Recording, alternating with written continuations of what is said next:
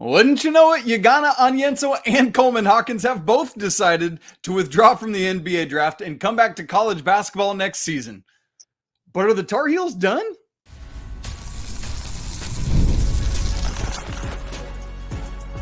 You are Locked On Tar Heels, your daily podcast on the UNC Tar Heels. Part of the Locked On Podcast Network, your team every day. Hey there, what's up? It's Thursday, May 30th, 2024. Welcome into the Locked On Tar Heels podcast, the only daily North Carolina show out there.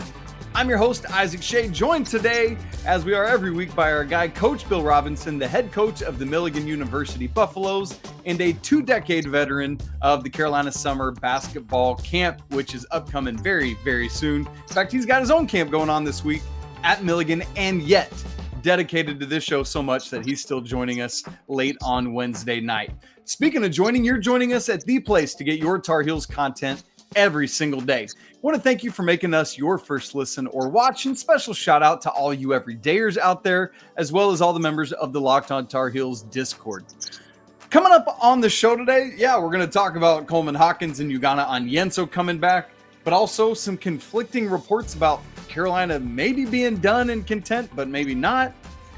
We also want to talk about the cost of doing business right now, which is just astronomical, Coach. And then we got some story time to wrap it up. I am assured by Coach that it's a funny one, and you know what? We all need that here late May. So, Coach, as you and I record right now, it is 10:30 Eastern time, so we got an hour and a half until the deadline strikes. But Ugonna Onyenso earlier in the day on Wednesday, and then Coleman Hawkins just about an hour ago, both have elected to withdraw from the NBA draft and return to college basketball. Coach, I've taken to saying kind of tongue-in-cheek that this whole process is drunk. I mean, it's just absolutely bonkers and wild and insane. Coach, with both of these guys, you can take them individually if you want, but is this what you expected? Did you expect them to pull out of the draft and come back? I honestly thought Coleman Hawkins would stay. I thought somebody would just like his skill set enough and his size, his ability to, shoot and handle it. And his decision-making is really, good too. I just thought that he would have made a big enough impression that somebody said, hey, if you're around at 10 or 15 or whatever, we're going to take a shot at you. So I'm a little surprised about him. It's still, you're saying it's insane. It's the wild, wild west. We're in uncharted waters, and we don't really know what's going on anymore. And it's been very confusing. And I think the guys are still trying to figure out what they're doing. And I think a lot of times it's the agents that are in their ear a little bit more. And of course, the NIL is changing everything, and it's allowing those kids to come back. So I don't think it's bad for college basketball on the floor. I think it's bad for off the floor. That's a great way to put it, Coach, because it really is. In terms of keeping so many big names in our sport, it's great, and I love it, and I'm here for it.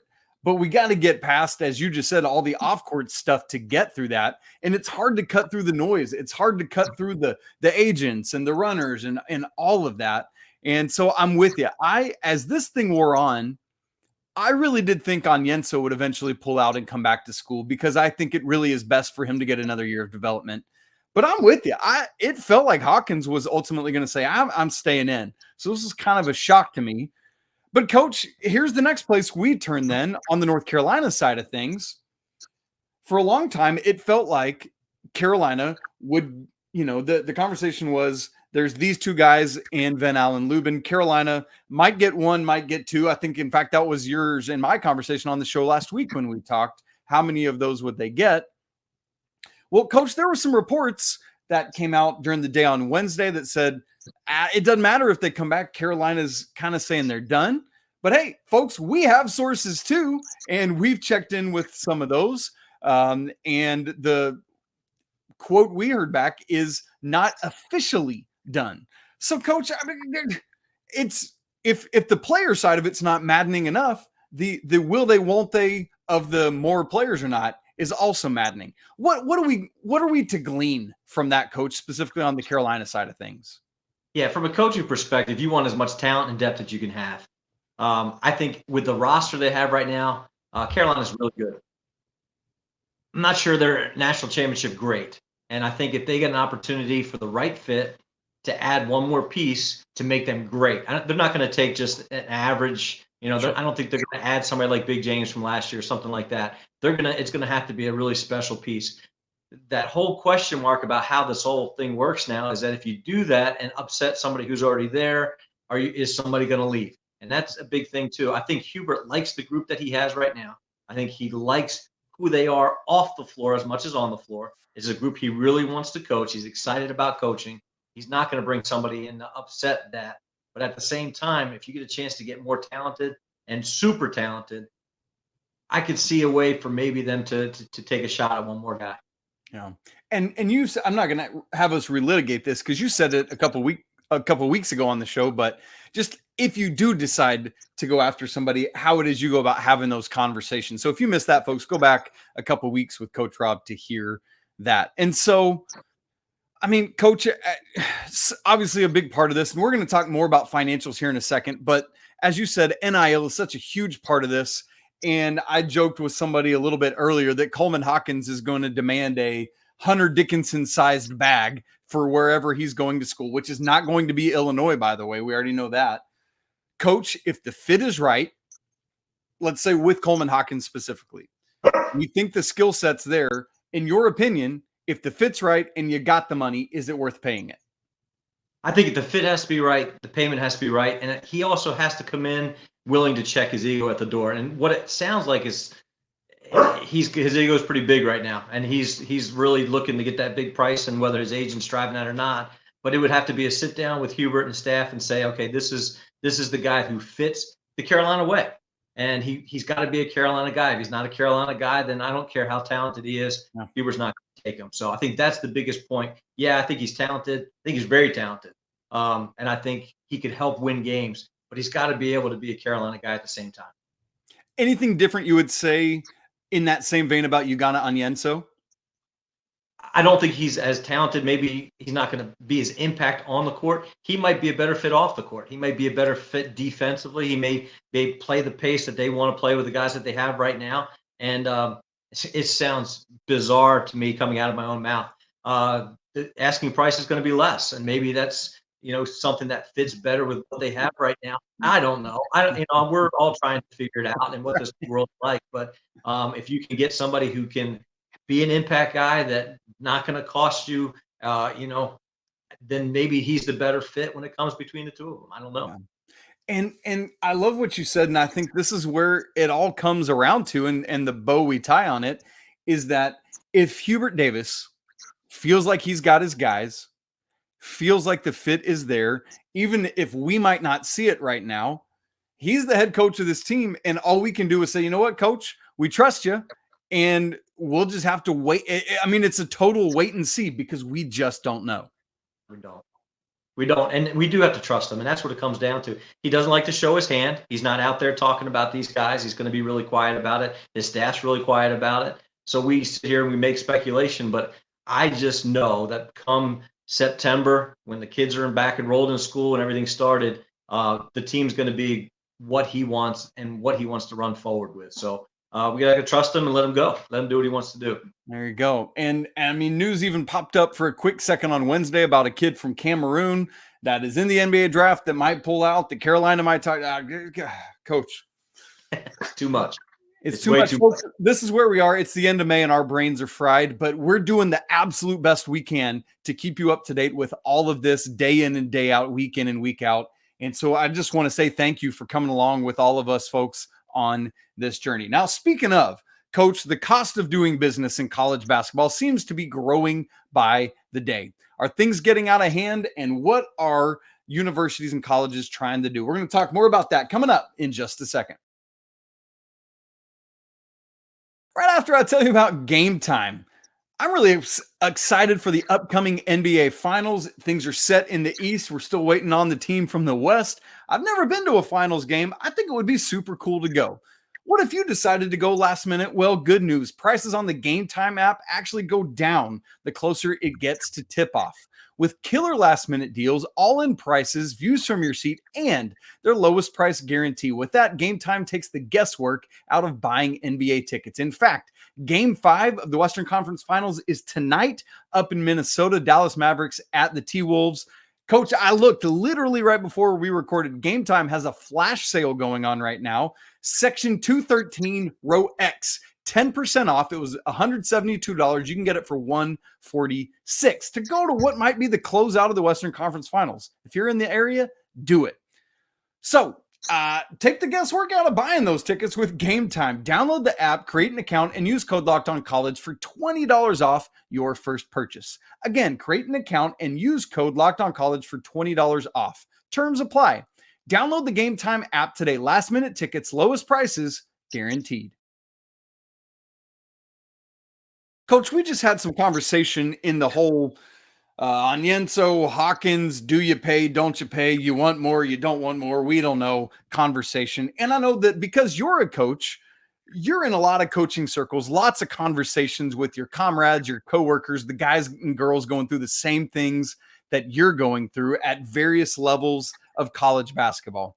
Coach, I'm curious to know, what are you hearing about the ticket price for some of these players?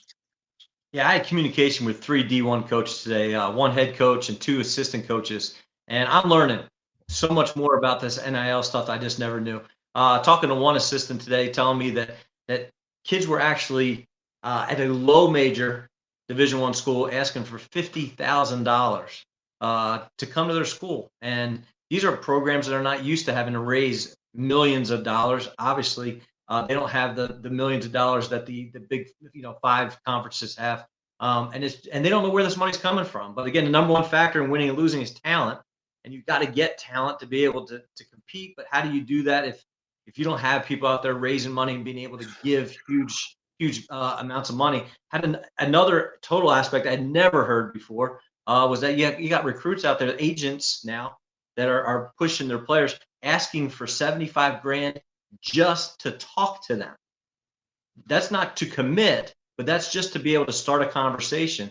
And these kids have to have an agent. They're not letting these kids negotiate, with their mom and dad or with their family, or just the kid. And these agents are getting 20%, not 3%, not 10%. We're talking about 20%. That seems to me like the biggest racket. The whole idea of paying players, if their jerseys in the bookstore on campus and they sell that with their name and their number on it, those kids absolutely should get money for that. But when you're talking about agents making 20%, this sounds more like a business that we don't really want to get involved with. That feels scuzzy. It does. Scuzzy. That's the word I'm coming up with. Let me see. 75,000 times 0.2. $15,000. Good grief. Coach, that's just the talk. So how many different programs are they trying to get just to be able to do that? If you talk to 10 programs and they say, okay, 5 of them say, yeah, we'll do it. And the kids, it's just scuzzy is the best way to say it. So then the question obviously becomes, you've had these conversations today with coaches at varying levels of D1 college basketball, assistant and head. This is a North Carolina show.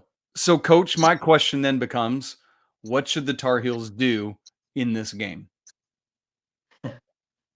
That's why they get paid the big bucks, and I'm at Milligan. But I still think they need to hold to their values of what Carolina basketball is all about. I don't think they're going to be swayed by the dollar. They're not going to be swayed by what happens in the world of college basketball. They're going to stay to who they are. So I think they're still going to say, okay, this is who we think is best for our program. This is what we think that kid, what we're willing to pay that kid. And I don't think they're going to pay $1 more. I really don't. I think they're just going to stay true to who they are. They have to play the game. You're not going to get talent without, getting involved with the NIL game. We've talked about the conversation I had with Hubert 2 summers ago where he's getting ready to fly to New York to meet with millionaires. That's the way the world is. They're going to do it. But I don't think they're going to get into bidding wars where they're just going to sit there and say, well, so-and-so's, offering this, so you guys are going to have to pay that. Yeah. I just don't think they're going to get involved with that. They're just not. So here's what I'm trying to wrestle with then. How do you determine when it's how much of the game do you play? Do you, does TJ Beisner now have to start raising a crud ton more money for the secondary break club? Do you, how do you determine where to allocate that money? All of these questions, Coach, are just rolling around in my head. Everybody needs a person on their staff like that now. And those who don't have a person like that, they're going to get caught behind. The funny thing about the three guys I talked to, high major, mid major, low major.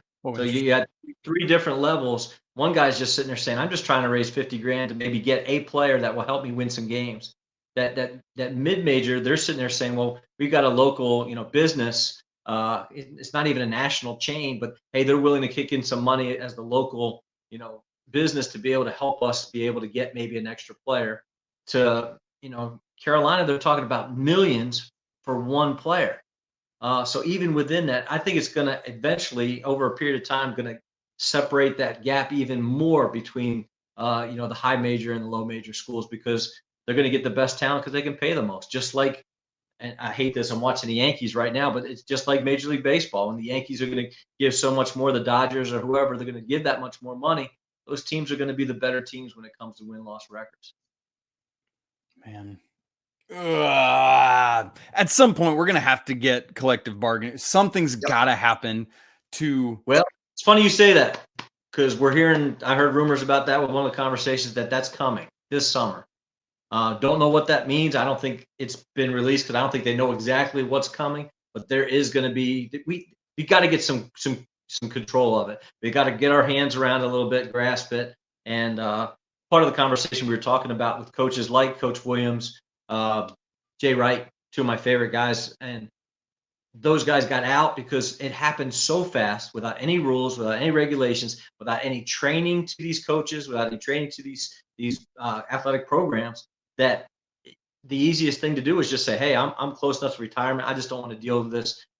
We're just going to get away from it, separate ourselves from it. And you can't blame those guys. No. And it's hard because you talk about the Yankees. You sign a player to a 5-10 year contract, whatever it is. In college, players they've got 4 years. They've got 4 years, Coach.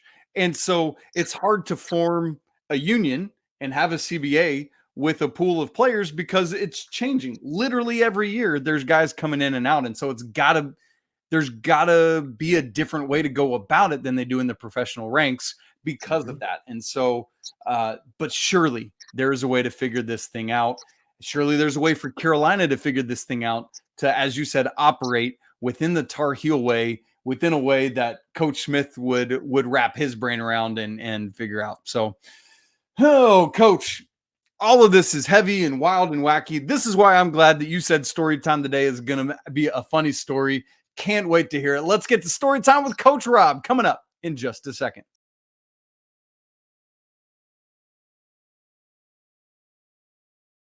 All right, it's time for story time with Coach Rob. Coach Rob, before we get to that, you and I were just literally having a conversation between the last two segments where we just used the phrase, there's a difference with somebody like Coleman Hawkins between we don't have the money and we're not going to spend the money. And I think that's an interesting dichotomy in this whole conversation that we're having, but especially between what we said in segment 1 and the financial conversation we just had in segment 2. And I'm not saying that Carolina's saying they're not going to pay the money, but that's two very, very different statements to make. We don't have the money and we're not going to pay that money to that person. Any response to that? I think we all assume that since it's Carolina that we have tons of money. And again, I have no idea. I've never had any of the conversations. But I do think they have more money than most. But I also don't think they're just going to throw it around. And I think that's the part where they're not going to be bullied into a situation. They're going to say, this is what we have. This is what we think. This is best. And this is what we are going in this direction. And you're either part of this or you're not. So I do think they probably have more money, but they're not going to just spend it frivolously. They're going to be very wise about what they do. Because I think it sets precedence for the years to come too. Well, people are going to find out what that money is paid, and then they're going to expect more and more and more coming down the road. And I think they're trying to grab this and hold this as tight as possible without really letting it get wild. But right now it's pretty wild. It is wild. And Coach, very funny timing that we just reignited that conversation. Literally, as you were talking, I received a text that says per a source, Coleman Hawkins' agent has already let schools know he's looking for a payday on par with Great Osobor, the reported $2 million. In other words, if you're not ready to pay, don't call. Oh my goodness. And I'm sure that's a tweet that's is either already out there in the world or will be very soon. But coach, that's where we're at, and very interesting to see. All right, folks, if you're new to the show or new to an episode with Coach Rob is in the middle of writing a book about Carolina basketball camp in the summer with all sorts of great stories and anecdotes and quotes and stuff that he has experienced in all of his years working this camp. And so Coach has another story to share with us today. Yeah, this story comes from a coach by the name of Eddie Gray. And nobody knows who Eddie Gray is, but in Carolina basketball, he coached at Gardner Magnet High School. And one of the best players he's ever coached was a kid by the name of Donald Williams.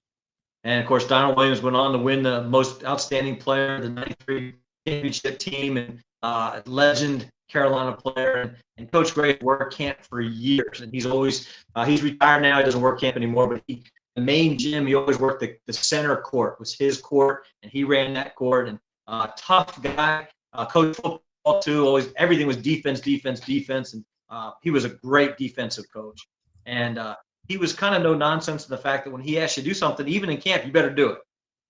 So you have 4 days of camp. You put in maybe one little box out of bounds play underneath, and just tell a kid, screen away. And we had a kid in camp, and he was standing in front of the ball, and Coach Gray would say, box it up, box it up. They all boxed it up. And he'd say, screen away. And Alex would cut to the corner. And Coach Gray would kind of look at him, and okay, next time the ball go out of bounds, he'd say, box it up. Alex, screen away. And Alex would cut to the corner. And now Coach Gray's kind of getting a little upset. I mean, it's camp, but yet you're supposed to follow instructions, and he's disobeyed him twice. And the third time, screen away, Alex. And Alex cuts to the corner again. So now Coach blows the whistle and pulls Alex over and goes, Alex, do you know what screen away means? And in an accent we didn't hear before, he said, no, sir. I said, Alex, where are you from? He goes, South Africa. The kid had no idea what screen away meant. And that's the one Carolina camp. You never know where you're going to have kids from. We had a group of probably 12 or 13 kids from Iceland one year. They all came over. I mean, and it was the coolest thing to talk about what their life. They carried around Gatorade with them all the time because they couldn't get Gatorade. They only could get like 3 colors. So they were carrying around the funky greens and blues and all this other stuff because they couldn't get that kind of stuff. But to see this kid's face, he had no idea. But and we said, why are you coming here if you don't know how to play basketball? He says, I just want to come to school to UNC.